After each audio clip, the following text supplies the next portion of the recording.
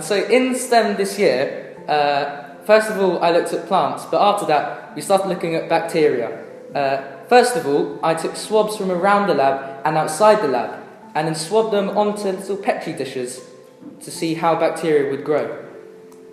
As you can see, some of them show very clearly nice patches of bacteria which show up against the petri dishes and the agar jelly. After this, we started looking at antibacterial properties of different things, such as penicillin.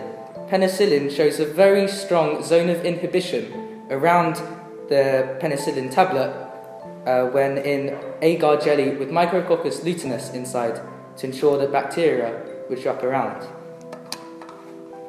We also compared different forms of antibacterial agents. For example, here you can see penicillin is much more effective than garlic. Around penicillin, the zone of inhibition is very large and there aren't many bacterium there at all growing, whereas by garlic there is bacteria growing around it. Penicillin overall showed a very good antibacterial properties and the zone of inhibition was very clear. However, when compared with streptotin, which wasn't so effective, it was much clearer to see that penicillin was more effective than streptotin. I looked at the effects of different antibiotics and their effect on bacteria. So here we have penicillin, and you can see that penicillin has a very little zone of inhibition. It could suggest that penicillin has very little antibacterial properties.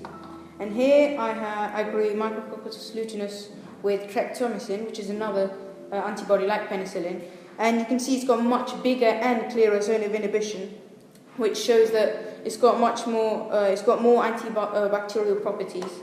And here there is a ring of antibiotics, so there's loads of different substances that contain antibacterial properties. And if you see, for example, like the purple one at the top right here, it's got a much bigger zone of inhibition compared to the pink one. So it suggests that the purple substance has more antibacterial properties and is able to kill off the bacteria. What I will need to do now is to measure the zone of inhibition and compare them with the other substances.